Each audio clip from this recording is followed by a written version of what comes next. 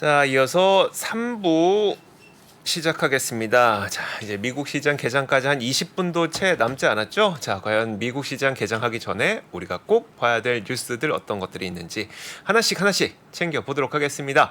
자, 유사남님 기다리고 계십니다. 안녕하세요. 네, 안녕하십니까. 네, 안녕하세요. 일단 첫 번째로 우리가 꼭 놓치지 말고 봐야 될 게 오늘 과연 무슨 일이 벌어지냐? 일정이겠죠? 네, 맞습니다. 오늘 주요 스케줄 먼저 여러분들하고 같이 보고 넘어가도록 할 텐데요.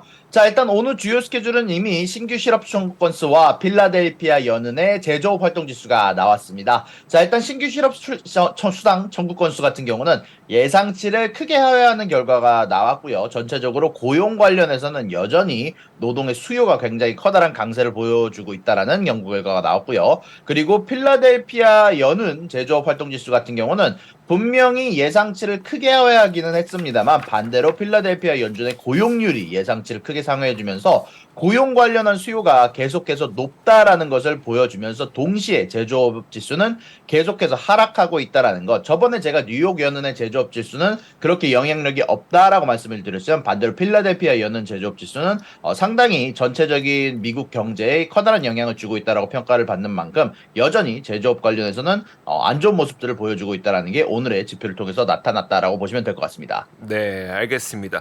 그럼 아직 발표 안 된 지표들은 오늘 좀 신경 써봐야 될 게 어떤 게 있을까요? 네, 오늘 발표가 안 된 지표들은 연준의 대차대조표에 대한 발표와 기존 주택 판매에 대한 지표가 발표가 되는데요. 기존 주택 판매 같은 경우는 주거비에 직결되는 영향을 줄 수 있는 지표다 보니까 이런 부분들까지 신경을 써서 오늘 보시면 좋을 것 같습니다. 네, 알겠습니다. 자, 오늘 우리가 신경 써야 될 지표들, 일정들 스케줄 한번 살펴봤고요. 다음 뉴스는 자, 바로 중국 이야기입니다. 중국에서 어떤 일이 있었나요? 네, 중국에서는 어제 금리에 대한 부분을 발표를 했는데요. 미국으로 따지면 FOMC를 통해서 금리 발표를 하는 것과 똑같은 발표를 했다고 보시면 되는데, 역시 애널리스트들의 생각대로 금리 동결을 나오긴 했지만, 블룸버그에서 재미난 기사를 보도를 했습니다. 현재 중국 내에서 부양책을 추가적으로 기획하고 있다라는 이야기가 나왔는데요. 그럼에도 불구하고 어제 항생지수가 반등했는 데는 불가능한 지표들을 보여줬고요. 일단 금리가 동결됐다는 것 자체가 커다란 부양책을 시사하지는 않을 거라는 이야기가 나온 거고 지금 블룸버그에서 보도한 부양책이 나온 이야기는 뭐냐면 부동산 관련해서 현재 지금 모든 부동산 가격이 하락하고 있는 결과가 지금 현재 중국에서 나오고 있고요. 그리고 중국의 건설업자들이 연이은 어려움들을 발표를 하고 있는데 그런 가운데 안에서 부동산 시장을 살리기 위해서 중국 내에서는 원래 주택을 처음 사는 첫 주택 구매자들에게 혜택을 주는 그런 제도가 있습니다. 근데 그런 제도에 관해서 만약에 내가 예전에 한 번이라도 집을 샀었던 기록이 있으면 내가 지금 당장 집이 없다고 하더라도 이 첫 주택 구매 혜택을 받지 못했는데 이런 부분들의 제한 조건을 완화를 해서 만약에 내가 집을 샀던 기록이 있더라도 내가 지금 집을 소유하지 않으면 첫 주택 구매자의 혜택을 받을 수 있게 되도록 부양책을 실행할 거다라는 이야기가 블룸버그를 통해서 보도가 됐지만 아직 중국 정부에서는 여기에 관해서 노 코멘트라고 대답을 했다라고 이야기가 나왔습니다. 알겠습니다. 그러면 사실 우리는 계속 부양책을 기다리고 있는 상황에서 중국 경기랑 소비가 계속 살아나지 않는 이유는 또 부동산 때문이라는 지적들이 있는 상황이잖아요. 이런 소식이 과연 좀 이렇게 시장에 반길 만큼 큰 소식인가요? 아니면 만약에 사실이라고 했을 때도 이건 그렇게 큰 소식은 아닌 걸까요? 분명히 좋은 소식이기는 하지만 아무래도 투자자들의 마음을 채울 만큼의 큰 소식은 아니라고 개인적으로는 생각이 드네요. 네, 알겠습니다. 자, 중국 정치국 회의도 기다리고 있기 때문에 그 이제 FOMC 회의 끝나고 나서 그 다음 주인가요? 7월 말에 정치국 회의가 있기 때문에 그때 어떤 결정이 나오게 될지, 어떤 뭐 부양책에 대한 힌트가 나오게 될지 좀 시간을 두고 좀 기다려야 되지 않을까 싶습니다.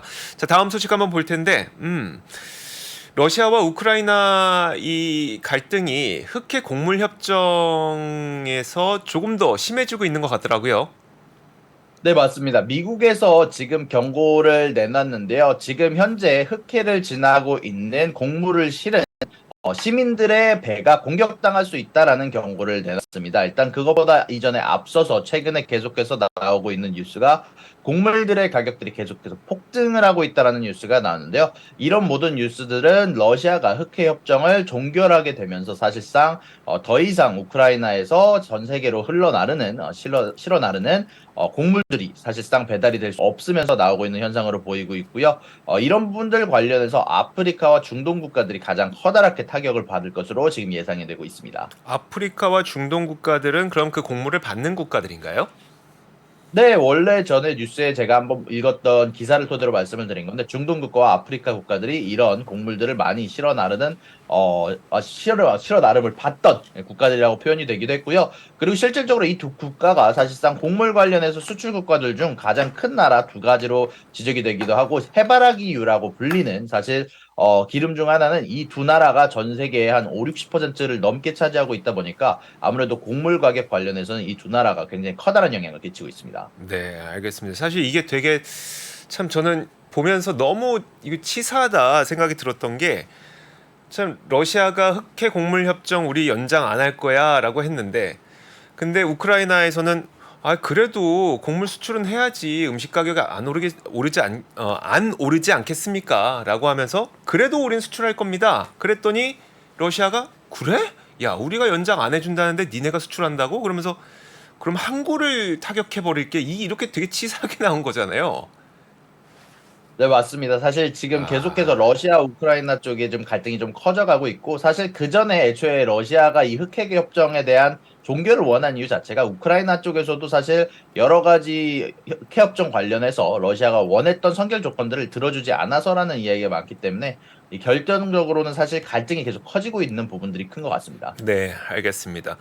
그 제가 그래서 그 곡물 협정이 연장이 안 되게 됐던 그 시점 이후에 곡물 가격이 어떻게 변했는지를 좀 차트로 담아 왔거든요.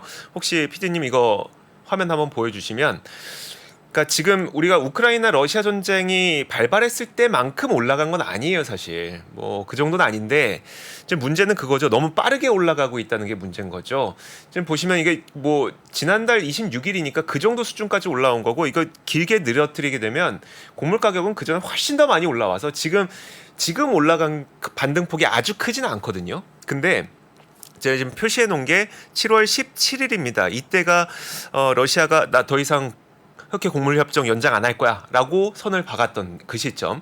그리고 지금 한 2, 3일, 3일 정도 됐는데 너무 가파르게 오르고 있다는 게 좀 문제고 사실 이것 때문에 그러면 뭐 야, 라면 가격 다시 오르겠고 뭐 빵 가격 오르는 거 아니야 하는데 사실 그럴 가능성은 좀 낮아 보이는 게 국가적으로 지금 그 우리나라에서도 가격 인상 좀 자제하라고 당부를 했잖아요. 결국은 그렇게 되면은 야 밀가루 가격은 오르는데 제품 가격 못 올리게 되는 기업들만 힘들게 되는 상황이 또 될 수도 있으니까 이게 좀 되게 복잡하게 진행되고 있습니다. 그래서 빨리 이게 좀 모쪼록 해결이 돼야 되는 그런 상황인 거죠. 어쨌든 이제 러시아에 좀 너무 글쎄 여러분들은 어떻게 생각하실지 모르겠는데 저는 러시아 너무 치사해 보여 갖고 아우 참 좀 그렇습니다. 가격이 더 올라가지 않아야 이게 또 물가도 좀 안정세를 찾아갈 수 있는 거니까 이 부분은 저희가 앞으로도 계속 좀 지켜보도록 하겠습니다.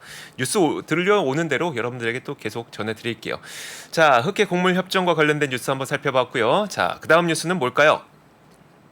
네, 그 다음 뉴스는 사실 어제 마이크로소프트의 주가와 엔비디아의 주가에 좀 영향을 준 뉴스였는데요. 자, 일단은 애플 GPT가 출시가 될 거라는 이야기가 나오고 있고요. 전체적으로 이런 뉴스가 나오자마자 마이크로소프트와 엔비디아의 주가가 하락하는 결과가 나왔는데 일단은 내부적으로 이 이름이 결정된 건 아니고 지금 내부적으로 엔지니어들 사이에서 부르는 이름인데 생성형 AI로 챗봇의 기능을 수행하게 되는 AI 챗봇이 될 거라고 얘기를 나오고 있는데 아무래도 구글의 바드와 마이크로소프트의 챗 GPT에 대항하는 대항마가 아닌가라는 이야기가 나오고 있습니다. 네, 알겠습니다. 애플이 GPT를 출시하게 될 경우 진짜 어떻게 될까? 이게 참 궁금합니다. 어제 아주 자세한 내용이 나왔던 건 아니었었죠? 네, 자세한 내용이 나온 건 아니고 애플에서 공식적으로 발표한 것도 아니고 지금 내부적에서 나오는 자료들을 위한 이야기다 보니까 아무래도 디테일한 내용은 나중에 애플에서 실질적으로 출시를 하게 될 때까지 기다려야 될 것 같습니다. 네, 알겠습니다. 자, 애플이 GPT를 내놓을 것이냐에 대해서 기대감이 커지고 있는 그런 소식을 한번 들어봤습니다. 자, 다음은 이제 우리가 그 오늘 아침에 봤던 기업 실적들을 좀 하나씩 지켜봐야 될 것 같은데요. 네, 맞습니다. 사실 오늘 주요 스케줄들은 오늘은 지표보다는 어닝이라고 생각이 돼서 어닝들 관련해서 조금 디테일하게 여러분들에게 갖고 와 봤는데요. 자, 테슬라 같은 경우 먼저 이야기를 드리자면 이제 테슬라 어닝 같은 경우는 EPS와 매출 양쪽 다 비트를 했음에도 불구하고 오늘 주가가 크게 하락하는 모습이 나오고 있는데요. 사실 제가 이걸 어닝콜을 처음부터 끝까지 다 들으면서 이제 제 채널에서 번역을 해드렸었는데 거기에서 나온 일론 머스크가 평소와는 다르게 조금 조심스러운 모습들을 조금 보여주기도 했고요. 거기에서 나왔던 이야기 중 가장 커다랗게 악영향을 줬던 이야기 중 하나가 뭐였냐면 일론 머스크가 이야기를 하면서 3분기에 생산량이 하락할 것 같다라는 이야기를 제공을 했는데요. 정확히는 3쿼터 생산량 관련해서는 공장이 이제 업그레이드를 통해서 좀 더 효율적으로 작동하기 위해서 공장이 다운타임이 좀 길어질 수 있을 것 같다. 이 시간이 얼마나 걸릴지 모르겠다라고 이야기를 하면서 3쿼터 생산량이 하락할 것 같다라는 이야기를 내놨는데 이 이야기가 나온 이후부터는 계속 주가가 흘러내리게 됐었는데요. 이것 말고도 조금 더 커다랗게 제가 영향을 줬다라고 생각하는 어닝콜 이야기 중 하나는 뭐였냐면 우리는 마진을 희생해서 점유율을 지키는 게 더 좋은 생각이라고 생각한다라고 이야기를 하면서 좀 더 높은 가격의 인하를 예상하기도 했었고요. 최근엔 마진율이 크게 떨어지면서 물론 9%라는 아직도 높은 마진율을 자랑하고 있긴 하지만 전체적으로 예전에 그 압도적이었던 마진을 자랑하지는 못하면서 전체적으로 오늘 주가가 하락하는데 악영향을 주기도 했고요. 다만 안 좋은 뉴스만 있었던 것은 아니고 이번에 말 안에는 아마 사람들보다 더 운전을 잘하는 자율주행을 만들 수 있을 것 같다라고 이야기를 하기도 했고 그리고 또 소프트웨어 관련해서 소프트웨어와 하드웨어 양쪽에서 언제든 우리가 라이센스 판매를 통해서 여러분들에게 제공을 하겠다. 또 많은 자동차 회사들한테 우리 제품들을 사라. 우리 소프트웨어, FSD, 뭐 우리 하드웨어 니네들이 라이센스를 원하면 해주겠다라는 이야기를 했고 실질적으로 진행 중이다라는 이야기를 내놓기도 했고요. 그리고 이 FSD 관련해서 원래는 테슬라 자동차를 내가 보유하고 있으면 다음 자동차를 샀을 때 원래 넘어가는 게 불가능한 걸로 알고 있었는데 이번 쿼터에 한해서 만약에 다른 FSD를 다른 차로 넘기려고 한다면 이번 쿼터에만 가능하게 해주겠다라는 이야기를 했고 마지막으로 제가 좀 재미나게 봤던 부분들은 테슬라 투자에 관해서 개미들이 투자를 할 때 어떻게 투자를 해야 될지에 관해서 지적을 해줬었는데요. 테슬라 투자는 단기적인 관점이 아닌 장기적인 관점에 투자해야 되며 마진론은 상승장일 때만 쓰고 지금 같은 시기에는 단기적으로 굉장히 커다란 난기류가 있을 수가 있기 때문에 지금 당장은 마진론을 쓰지 말고 그리고 장기적으로 가면 나는 우리 회사가 테슬라죠. 이제 테슬라가 10x, 10배그라고 하죠. 이제 10배 이상 오를 수 있는 회사라고 생각을 한다라고 이야기를 전하기도 했습니다. 알겠습니다. 일단 첫 번째 빚내서 투자하지 마라. 그리고 단기적으로 네. 트레이딩하지 마라 이 얘기인데 사실 이런 이야기를 제 경험상 이런 이야기를 하는 CEO가 있을 때는 단기적으로 좀 어려울 것 같을 때 보통 이런 얘기 하거든요 CEO들이. 맞습니다. 자 일론 머스크가 이런 얘기를 했다는 거는 장기적 관점으로 투자해라, 빚내서 투자하지 마라라는 이야기를 했다는 것까지 전해드렸습니다. 되게 재밌네요. 이런 얘기까지 했다는 거 보니까. 자, 좋습니다. 다음으로 볼 거는 이제 넷플릭스 실적 발표인데 사실 저는 넷플릭스 실적 발표 보면서 뭐 딱히 나쁠 거 없을 것 같은데라는 생각이 들었거든요. 어떻게 보셨을까요? 사실 저도 똑같이 생각을 했습니다. 분명히 넷플릭스가 어닝에 관련해서 좀 전달을 해드리면 매출에서 미스가 있기는 했지만 그렇게 크지 않았고요. EPS를 굉장히 크게 비트를 했거든요. 이제 그러다 보니까 요거 보고 나서 그렇게까지 나쁘진 않지만 오늘 뭐 마이너스가 크게 나겠어라고 생각을 했는데 와 어제 장 이후에 사실 8% 9%가량 하락을 했는데 지금은 어느 정도 복구를 하긴 했지만 어제 어닝콜 도중에는 정말 크게 많이 내려갔었는데요. 그 이유 중 하나는 일단 첫 번째로는 가이던스가 예상치보다 지금 조금 안 나온 상태고요. 제가 봤을 때는 이 매출의 하회와 가이던스 미스가 가장 커다란 악영향을 끼쳤다고 생각이 드는데 그럼에도 불구하고 사실 제가 이 넷플릭스 어닝에 대해서 그렇게까지 나쁘지 않았다라고 생각한 이유는 결국 가입자 수거든요. 저는 넷플릭스 같은 스트리밍 업체들은 가장 중요한 건 가입자 수의 증가라고 보는데 이 가입자 수가 예상치가 약 200만 명이었는데 200만 명을 훌쩍 넘는 600만 명 가까이에 해당하는 새로운 가입자 수를 증가시켰습니다. 결론적으로는 지금 넷플릭스에서 계속하고 있는 계정 공유 단속이 성공적으로 지금 정착을 하고 있다라는 이야기인데요. 이건 말고도 이제 넷플릭스가 9불 99에 제공을 하는 광고를 보지 않아도 여러분들이 계속해서 넷플릭스 영화를 볼 수 있는 요금제, 최저 요금제를 폐지한다라는 뉴스까지 전달을 해줬는데 사실 이것 말고도 이제 할리우드의 파업에 관해서도 그렇게까지 나쁘지 않은 이야기가 나오면서 저는 굉장히 긍정적으로 봤는데 아무래도 투자자들 입장에서는 좀 선반영이 된 수치가 높았던 것으로 예상이 됩니다. 최근에 넷플릭스의 목표 주가가 계속해서 오르다 보니까 아마 더블 비트, 매출과 EPS 양쪽 다 예상치를 상회하는 결과를 예상하고 있었는데 아마 매출과 가이던스에서 좀 실망을 시켰던 부분 자체가 아마 커다란 주가 하락을 끌고 왔다라는 애널리스트들의 글들도 있었고 저도 그것 말고는 딱히 생각할 만한 거리가 많지는 않았다는 생각이 좀 드네요. 그러게요. 알겠습니다. 그 혹시 근데 넷플릭스가 가장 그 실적에서 우리가 중요하게 보는 게 딱 두 가지잖아요. 첫 번째로 가입자 수의 증가율, 그 다음에 두 번째가 최근에 생긴 트렌드인데 이제 광고에 대한 이야기. 광고에 대해서는 어떤 이야기가 있었을까요, 혹시? 광고에 관련해서는 아직까지는 광고에서 미미한 수익이 발생한다라는 이야기를 전달을 하기는 했지만 계속해서 광고 가입자 수가 늘게 되면서 광고가 계속 더 들어오게 되면 우리는 정말 의미 있는 수익 성장이 있을 것 같다라는 이야기를 발표하기도 했는데요. 아무래도 지금 광고 관련한 플랜의 가입자 수가 계속해서 크게 늘어나고 있고 다만 전체 가입자 수에 비해서 아직은 미미한 양이고 실질적으로 가입자 수가 저렇게 많이 늘었는데 지금 현재 매출이 예상치를 하회했다는 것은 제가 봤을 때는 아마 광고 관련한 레베뉴가 아직 커다랗지 않은 게 아닌가라는 생각이 좀 들고 있네요. 알겠습니다. 어쨌든 이제 유선남님께서도 말씀해 주셨고 월가에서 지금 넷플릭스의 실적에 대해서 바라보고 있는 건 실적이 괜찮은데 주가가 지금 시간을 거래서 하락하고 있는 걸 보면 그동안 기대감이 선반영됐던 거에 대한 뭐 단기적인 차익 실현 정도다 이렇게 보고 있다는 거네요. 네, 맞습니다. 알겠습니다. 넷플릭스까지 봤고요. 다음으로 볼 거는 자 IBM입니다. IBM은 어땠을까요?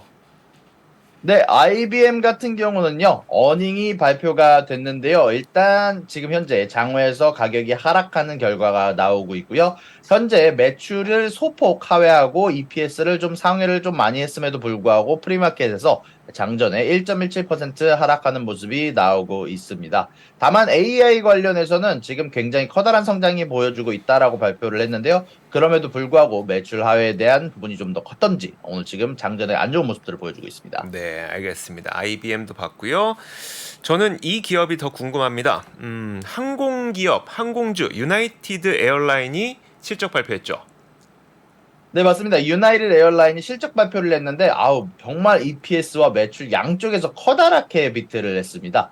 매출 같은 경우도 14.2빌리언으로 예상치를 거의 한 3%가량 크게 비트하는 모습이 나왔고요. EPS 같은 경우는 예상치가 3.98이었는데, 실질적으로 나온 수치가 5.03으로 정말 커다랗게 비트를 하는 결과가 나왔는데, 현재 장전에 2.35%가 올라가고 있고요. 앞으로 또 가이던스도 굉장히 예상치를 상회하는 결과가 나왔기 때문에 오늘 하루 종일 장에서 좋은 모습을 보여줄 거라는 생각이 좀 들고 있고요. UAL의 어닝콜을 제가 듣지는 않았지만 이제 파업 관련한 이야기 질문이 크게 커다랗게 나오지 않은 것으로 봐서는 아마 그냥 좀 있었던 해프닝으로 지금 넘어가는 모습들이 나오고 있는 것 같습니다. 네, 알겠습니다. 자, 이렇게 실적 이야기 좀 저희가 자세하게 들어봤습니다. 이제 개장 전까지 한 2분 정도 남았는데 그 이번 주 실적이 아직 덜 발표된 기업들 몇 개 있잖아요. 좀 관심 가질 만한 기업들이 있을까요? 네, 일단 제가 지금 관심을 가지고 있는 기업 같은 경우는요, 아메리칸 익스프레스와 인투이티브 서지컬이 이제 많은 한국 분들이 기대를 하고 있는 기업이다 보니까 이런 두 회사에 관련해서 제가 조금 좀 집중해서 보는 부분들이 있고요. 그리고 요 정도 말고도 많은 분들이 투자할 만한 곳은, 캐피털 원 정도가 있지 않을까라고 생각이 되네요. 네, 알겠습니다. 그 캐피털 원이 미국에서 그 신용카드 사업하는 그 기업이죠. 네, 맞습니다. 그리고 아, 캐피탈 원에서 조금 간단하게 요즘 뉴스를 조금만 더 전달을 해드리면 사실 이제 이거 관련해서 저도 좀 알아보고 다니고 했는데 크레딧 카드에 관련해서 1년 동안 아예 이자를 안 내도 되는, 1년 동안 갚지 않아도 되는, 1년 뒤에 내가 빌린 돈을, 내가 카드에 쓰고 있는 돈을 갚아도 되는 그런 프로모션을 진행을 하고 있는데, 굉장히 공격적인 마케팅을 통해서 지금 새롭게 가입자들을 끌어들이려는 영향을 보여주고 있기도 하고요. 이런 부분들 관련해서 제가 직접 그 메일을 받아가지고 본 부분이다 보니까 여러분들한테 한번 알려드리고 싶었습니다. 알겠습니다. 안 그래도 그 캐피털 원은 얼마 전에 워렌 버핏이 버크셔 해서웨이의 포트폴리오에다 넣었던 기업 아닌가요? 네, 맞습니다. 제가 어, 기억하기로도 아마 캐피탈 원 관련해서 언급이 있었던 걸로 기억이 나네요. 알겠습니다. 제가 뭐 얘기 나온 김에 한번 찾아볼게요. 이게 그랬던 것 같은데 말씀하셨던 것처럼 지금 굉장히 공격적으로 한다고 하니까 버크셔 캐피탈. 찾아봤는데 5월 네. 19일에 뉴스가 나온 적이 있네요. 5월 19일에 워렌 버핏이 이제 포트폴리오에 넣었다라는 얘기가 어, 나왔네요. 그러니까요. 그랬는데 최근에 공격적으로 한다고 하니 이게 버핏 효과인데 진짜 이게 좋아질 기업을 워렌 버핏이 샀는지 아니면 워렌 버핏이 산 덕분에 딴 사람들이 따라 사서 좋아진 건지 모르겠지만 어쨌든 참 공교롭게도 버크셔 해서웨이가 담은 캐피털 원이 최근에 공격적인 영업을 하고 있다는 소식까지 한번 들어봤습니다. 자, 좋습니다. 이제 저희가 이야기 나누는 동안 미국 시장이 개장을 했으니까요. 장 초반 움직임 한번 보도록 하겠습니다. 일단 앞서 제가 오프닝에서 말씀드렸던 것처럼 사실 오늘은 만약에 시장이 좀 괜찮으면 다우 지수는 상승하고 나스닥은 좀 하락하고 이런 모습을 보일 가능성이 높은데 일단 장 초반 분위기는 그렇습니다. 제가 그렇게 말씀드린 이유는 그 두 가지 정도가 있는데요. 존슨앤존슨의 실적이 좋았기 때문이 좀 있고요. 그리고 항공주들 때문도 있습니다. 어쨌든 그런데 자, 지금 장 초반 분위기 한번 살펴보시면요. 나스닥 지수는 0.6% 하락하고 있습니다. 다우 지수가 0.28% 상승 강보합권에 있는 거고요. S&P 500 지수는 0.19%. 그런데 아무래도 그 S&P 500에는 넷플릭스 그리고 테슬라 이 두 가지가 좀 비중이 있다 보니까 S&P 500도 하락할 수밖에 없겠죠. 나스닥도 좀 하락하고요.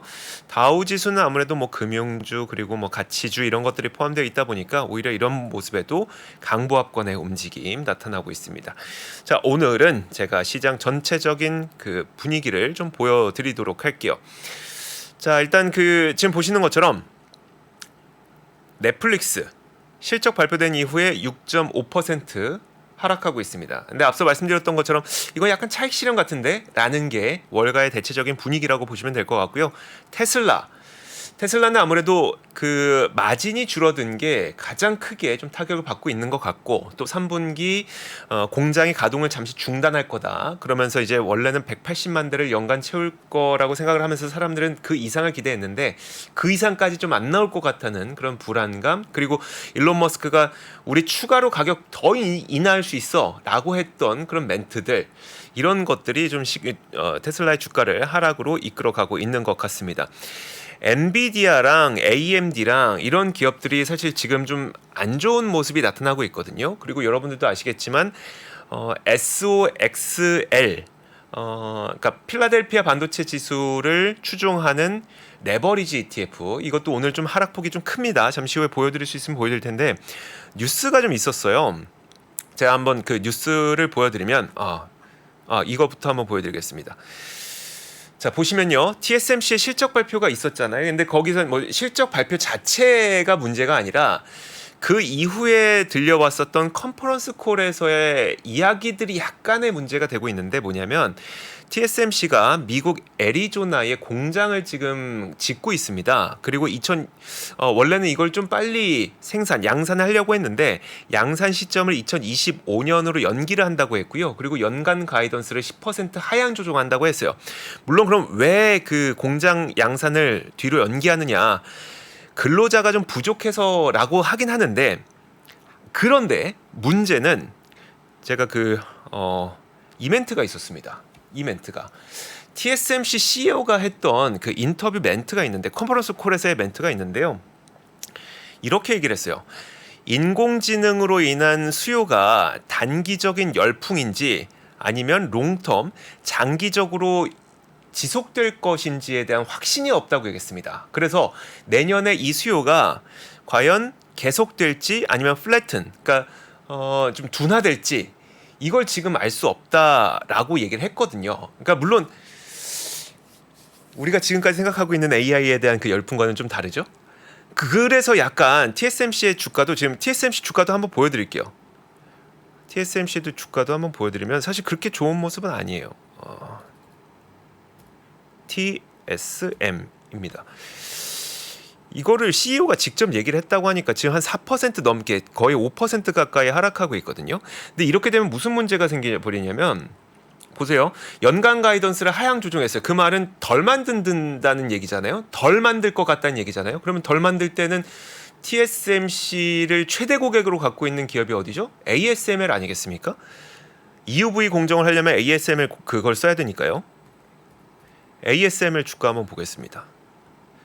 ASML 주가도 어제도 5% 빠졌는데 오늘도 2.7% 정도 빠지고 있거든요.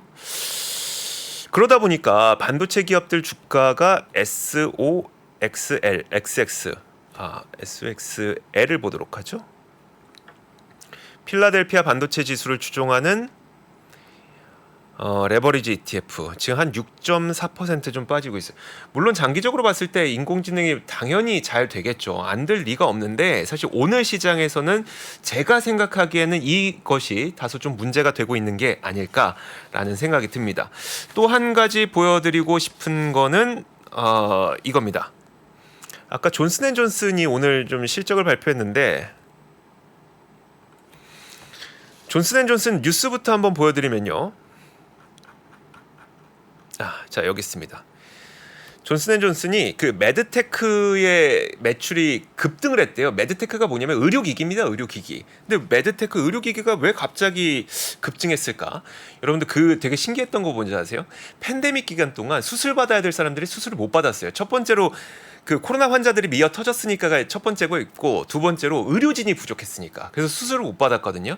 그러다 보니 팬데믹이 끝나고 리오프닝이 진행되자 밀렸던 수술을 그렇게 요즘에 받고 있다고 합니다. 그래서 존슨앤존슨의 의료기기의 매출이 급증하면서 수익이 좋았었고 그것 때문에 존슨앤존슨의 주가가 올라가고 있다고 보시면 될 것 같고요.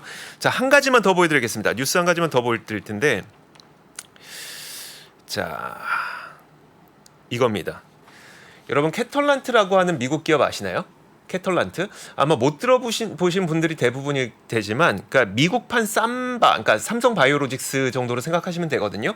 뭐냐면 그 바이오 의약품 CDMO 하는 기업이 그 한 뭐 5손가락 안에 드는 기업 가운데 하나라고 보시면 돼요. 그래서 삼성 바이오로직스, 스위스 론자, 캐털란트, 우시 바이오로직스 그리고 또 하나가 후지필름 이 정도의 한 5개 기업이 CDMO를 하는 뭐 빅5 기업 정도라고 보시면 되는데 그 가운데 하나가 이 캐털란트입니다.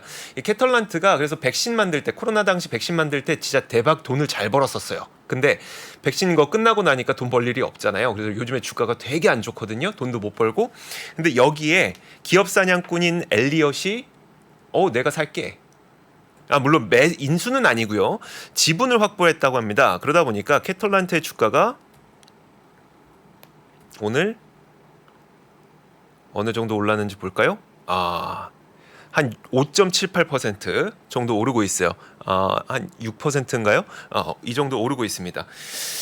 자, 이런 움직임들이 있다는 거를 좀 전해드렸고요. 자, 볼 만큼 저는 좀 본 것 같습니다. 유선아님, 추가해 주실 부분 있으실까요? 네, 일단 저 같은 경우는 아까 말씀드리지 못했던 뉴스가 몇 가지가 있는데 이제 오늘 화이자 같은 경우는 공장이 지금 토네이도에 의해서 피해가 좀 어마어마하다라는 뉴스가 추가적으로 있었네요. 이제 노스캐롤라이나에 있는 공장이 지금 사고가 났는데 지금 이 공장 자체가 25%에 지금 해당하는 생산량이 지금 미국 전체 병원에서 쓰고 있는 뭐라고 하죠? 그 주사기 스터릴리드 인젝터블이라고 해가지고 이제 소독된 이제 몸 안에 꽂는 주사기 종류의 뭐 전 미국에 25%를 공급하는 공장이라고 하니까 만약에 이게 데미지가 얼마만큼인지 정확히 나오진 않았지만 만약에 생산 중단이 오랫동안 이어질 경우 아마 병원 관련한 공급도 늦어질 수 좀 최근에 안 좋아질 수도 있다라는 이야기가 나올 수도 있다라는 생각이 좀 들었네요. 네, 알겠습니다. 자, 이렇게 저희가 장 초반 분위기를 좀 전해드렸습니다. 지금 보니까 시장 전체적으로 반도체, 그다음에 테슬라, 넷플릭스 이 정도가 좀 빨간 것 같아요. 나머지들은 괜찮습니다. 에너지 괜찮고 헬스케어 괜찮고 그리고 금융주도 나쁘지 않고요. 빅테크들도 테슬라, 아마존, 엔비디아, 메타 제외한 나머지 마이크로소프트, 애플, 구글 이 정도는 좀 괜찮고요. 아마 지금 실적 장세이다 보니까 실적에 굉장히 민감하게 움직이는 개별 종목 장세로 펼쳐지는 그런 현상이 좀 나타나고 있습니다. 자, 유선남님과 함께 주요 뉴스들 살펴봤습니다. 오늘도 말씀 고맙습니다. 감사합니다. 네. 자, 저희 글로벌 라이브도 여기서 마치도록 하겠습니다. 장 초반 분위기까지 잘 전해드렸는데요. 열심히 좀 준비를 했습니다. 그리고 이제 여러분들께서도 좀 좋은 밤 보내시고 저희는 내일 같은 시간에 오도록 할게요. 여기서 인사드릴게요. 고맙습니다. 복잡하고 어렵게 느껴지는 재무제표와 용어들. 친절한 투자 멘토 사경인 마스터가 매주 새로운 콘텐츠로 알기 쉽게 설명해드립니다. 재무제표 분석과 포트폴리오 구성, 뭐 양대 재무제표라고 그러면 대차대조표랑 손익계산서가 있거든요. 매수 매도 방법, 이때 사는 게 좋겠네. 이렇게 사면 좋겠다. 근데 이렇게 살려면 뭘 해야 되냐면요. 나머지 3분의 1은 놔둬봅니다. 어디까지 가는지. 실전 투자 팁까지 알려드립니다. 오직 3프로 멤버십에서만 만나실 수 있습니다.